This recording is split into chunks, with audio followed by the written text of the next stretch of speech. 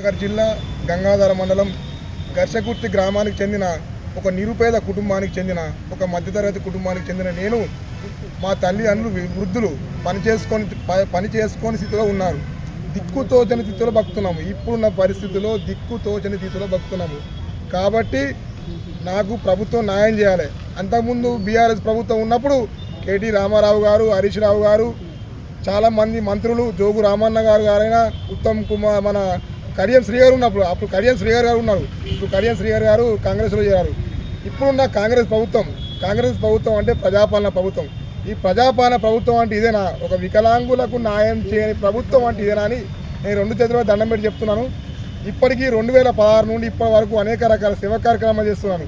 కాళ్ళు లేని వాళ్ళకు, చేతులు లేని వాళ్ళకు, కుంటి వాళ్ళకు, గుడ్డి వాళ్ళకు, మూగ వాళ్ళకు, చెవిటి వాళ్ళకు, మత్స్యంతో లేని వాళ్ళకు, ఎవరి వాడితే వాళ్ళకు చేస్తున్నాను.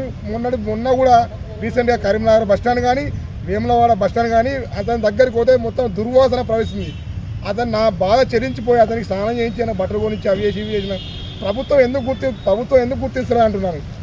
ప్రభుత్వం ఎందుకు గుర్తించలేదు? కాంగ్రెస్ ప్రభుత్వం అంటే ఇదేనా? కాంగ్రెస్ ప్రభుత్వం అంటే ప్రజాపాలన ప్రభుత్వం అంటే ఇదేనా? మా వికలాంగులకు న్యాయం చేయని ప్రభుత్వం ఇది ఎందుకండి?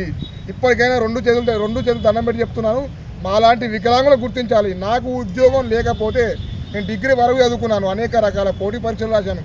ఇప్పటికీ 2016 నుండి ఇప్పటి వరకు అనేక రకాల పోటీ పరీక్షలు రాశాను. ఐటీఐ కాలేజ్ ఫస్ట్ వచ్చాను. ఇప్పటికీ నాకు ఎలాంటి ఉద్యోగం లేదు. ఇప్పుడున్న కాంగ్రెస్ ప్రభుత్వం ఏమని మాట ఇచ్చింది? మీ కాంగ్రెస్ ప్రభుత్వం వస్తే నీకు ఖచ్చితంగా నీకు ఉద్యోగం పెట్టిస్తాను మాట ఇచ్చారు. ఇప్పుడు నాకు ఉద్యోగం లేకపోతే నా సావే శరణ్యం అని చెప్పి ఈ మీడియా పరంగా కోరుకున్నాను.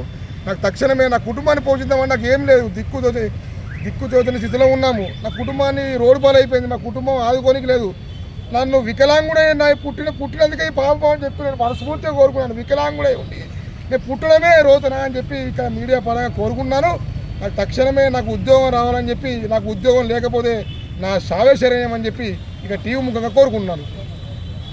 ఓదల నరేష్, మాది కరీంనగర్ జిల్లా గంగాధర మండలం గర్షకుర్తి గ్రామం. ఈ కాంగ్రెస్ ప్రభుత్వం ఖచ్చితంగా న్యాయం చేయాలి.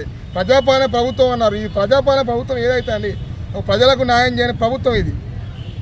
ప్రజాపాలన చేశారా? ఇప్పటికీ 2016 నుండి ఇప్పటి వరకు అనేక రకాల దరఖాస్తులు ఇచ్చాను. కలెక్టర్ ఆఫీసులో లెక్కలేని దరఖాస్తు ఉన్నాయి.